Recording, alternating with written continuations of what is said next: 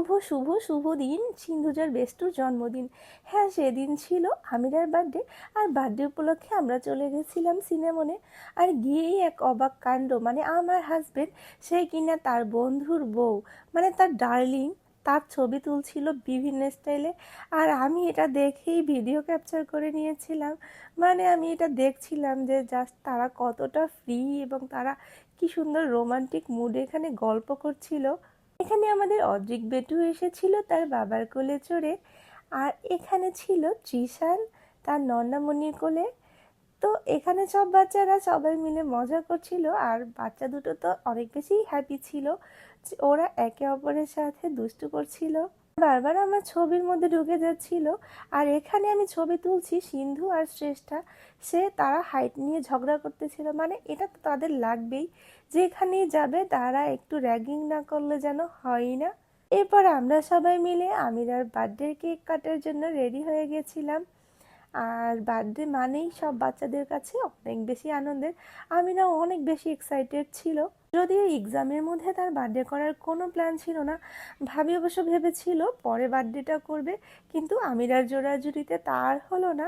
ছোটোখাটো করে আমরা একটু রেস্টুরেন্টে গিয়ে কেক কেটে তার বার্থডেটা সেলিব্রেশন করেছিলাম। আসলে ওরা তো বাচ্চা, আর বাচ্চাদের ড্রিমই থাকে তাদের বার্থডে নিয়ে, তারা কেক কাটবে সবাইকে নিয়ে এবং অনেক অনেক গিফটস পাবে, এটাই হচ্ছে তাদের মূল লক্ষ্য।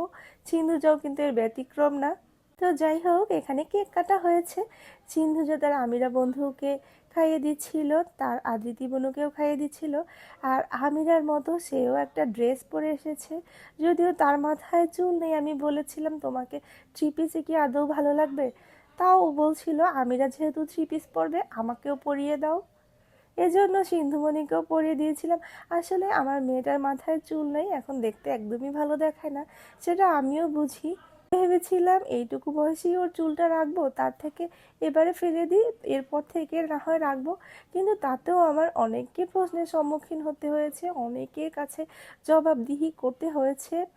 যাই হোক, তোমাদের যখন এতই অপছন্দ, আমি আর আমার সিন্ধু চুল কখনোই কাটবো না। এরপর সবাই যে যার মতো করে কেক খাচ্ছিল এবং আমাদের খাবারটাও সার্ভ করে দিয়েছিল। তো তারপর আমরা বসে পড়েছিলাম খেতে।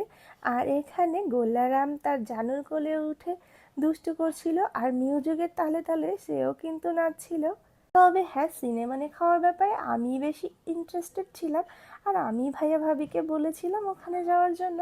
আসলে আমার কাছে সিনেমানের খাবার ভালোই লাগে, অন্য যে কোনো রেস্টুরেন্টের তুলনায়।